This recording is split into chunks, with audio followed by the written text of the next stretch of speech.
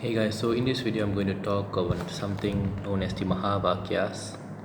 So to briefly put, when the Vedas were compiled by Vedas, note that the Vedas were not composed by Vedas, he was just the compiler. Vedas were received in the form of sound waves and they were heard by many advanced beings whom we refer to as the rishis.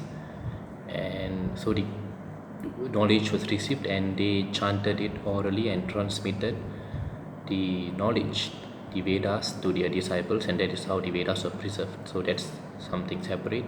So Veda Vyasa was just the compiler. He compiled. There were many rishis, right? So they, each one of them heard different forms of sounds and perceived knowledge, truths about the cosmos. And so all this knowledge, all these sounds were compiled, and he sort of classified them, like how we would do in a library, right? Classify some fiction books come in this section and non-fiction and comedy, horror. We have classification. So in that way, he classified in them into four Vedas: the Rig, Yajur, Sama, and Atharva. And later on, within the Yajur Veda itself, it got subdivided into Krishna Yajur Veda and Shukla Yajur Veda.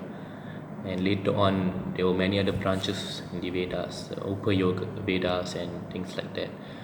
So, upon compilation, Veda Vyasa wanted to convey the truth of each Veda, the four Vedas, in a single sentence, in one Vakya, in a single sentence, in a single phrase, verse, anything you may call it. So this is known as the MahaVakya. So the Rig Vedas MahaVakya would be Prajnanam Brahma, meaning consciousness is Brahman. Brahman here is God, not relating to the deity.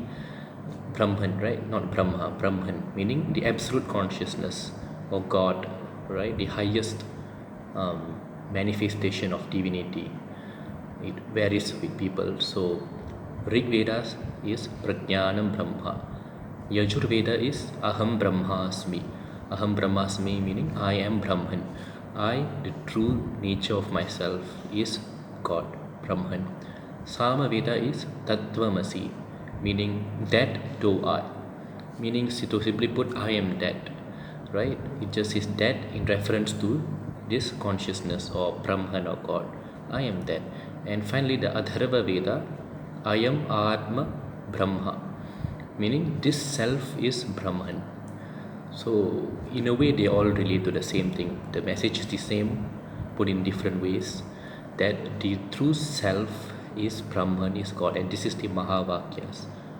The ultimatum of Vedas is the realization of this. Let's take the favorite portions of the Vedas, for example, Shri Rudra. It also relates to that fact. When we take the meanings and the realization that Rudram gives and you continuously chant it, is that you are Rudra, chanting Rudram to realize that everything is Rudra, and the Rudra here is nothing other than Brahman. Brahman portrayed as Rudra. That is why in Rudram we see that we describe everything as Rudra: the bad, the good, the thieves, the one who terrorizes people, the one that is clean shaven, the one that has method, hair, everything, short, the dwarf, the tall one, the charioteer, the one that resides in the chariot. Everything is Rudra. So in a way we are trying to bring the realization that everything is Rudra. Everything is pervaded by God, the divine consciousness, including you. And this is why in Sri Rudram it is said that you should chant Rudram by cognition, by cognizing yourself as Rudra. So by cognizing yourself as Rudra, you chant Rudram. So, right, we can refer to many other even famous Upanishads, for example the Narayana Upanishad. The final Palashruti is about you merging to Narayana, attaining Sayujyam. So ultimately merging with Narayana, and it also says that you become Vishnu. Whoever who recites this becomes Vishnu. So what does it mean? We can't take it literally as in you suddenly start manifesting conch and chakra and ten blue. It's not that way. It's just that you are that divinity which you see in the form of Vishnu, and the realization comes about that you are that very divinity, and hence to quote that divinity we use the term Vishnu. According to the part of the Upanishad and according to the part of Vedas, various deities are used to represent an ultimate consciousness. Ganapati in Ganapati Upanishad, Rudra in Shri Rudram, Narayana in Narayana Upanishad, right? Or Purusha Suktam. So in this way, we can relate the same truth. We can look at the same truth in different ways. And so these are the MahaVaakyas, to put them in short.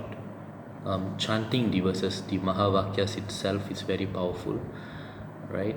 So that's about it. Thank you for watching, and I've attached a written article in the description, so you can find the written form of the MahaVaakyas and the explanation to it in the descriptions below. Thank you for watching.